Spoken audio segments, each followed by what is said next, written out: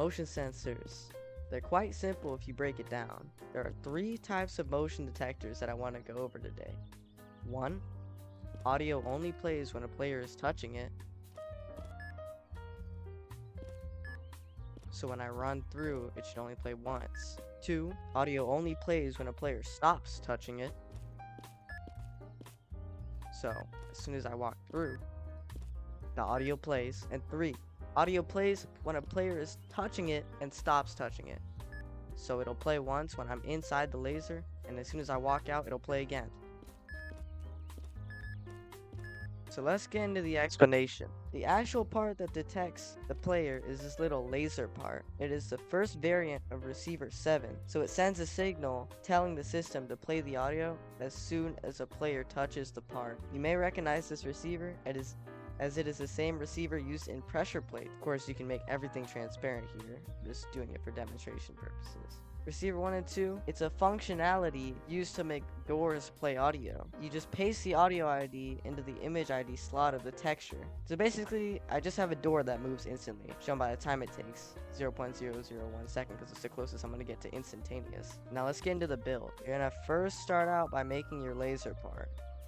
I'm just going to make mine a cylinder. I'm going to color mine red. I'm going to make mine neon. And I'm going to turn collision off so the player can actually walk through. Next, I'm going to add 3 parts. So part 1, 2, and 3. Just like that. Doesn't have to be exactly like this. Just make sure you have 3 parts. The first 2 parts are going to be your receivers 1 and 2. Above that is just some random part to make it work, since Town recognizes the system as a door. You need a 3rd part to act as a door in order to make it work. It's a little confusing, but if you have basic knowledge about doors, it should make more sense to you. Now you can make any of these parts transparent, but for demonstration purposes, I'm going to keep them visible so you can see what I'm doing clearly. Now let's get into wiring. Add a texture to your laser part. Make sure that you add it to the front, otherwise it will not work. Set the transparency of your texture to -500. This tells Town that this is a part associated with wiring. So if you do not do these crucial steps for any wiring part, it will not work. Set the first repeat variable, the one on the left, to 7. This tells Town that this is a part that will send a signal when a player touches it. It is also called receiver 7.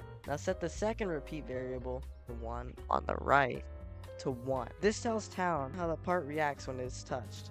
For example, if you set it to 2, it will play a sound when the player stops touching it. And if you set it to 3, it will play a sound when the player touches it and exits it. Now, select one of your blocks. Add a texture to the front. Make sure you set the transparency to -500, otherwise it won't work. Set the first repeat variable to 1. Set the second repeat variable to 0.001. Remember that this is the time, so we want the audio to play instantly. Now the crucial part, if you want this to play audio, find your audio ID from Roblox and paste it into the image ID slot of your part. This has to be done in order for the audio to actually play. Do the same steps for the other part, except set the first repeat variable to 2. So I'm just going to leave it there. So -500. Paste my image ID. Set the second repeat variable to 0.001. Now, group everything together, including your laser, the 2 receiver parts down here, and then the thing where we added no textures. Do Shift G to group everything together, and then type in !WC to wire it.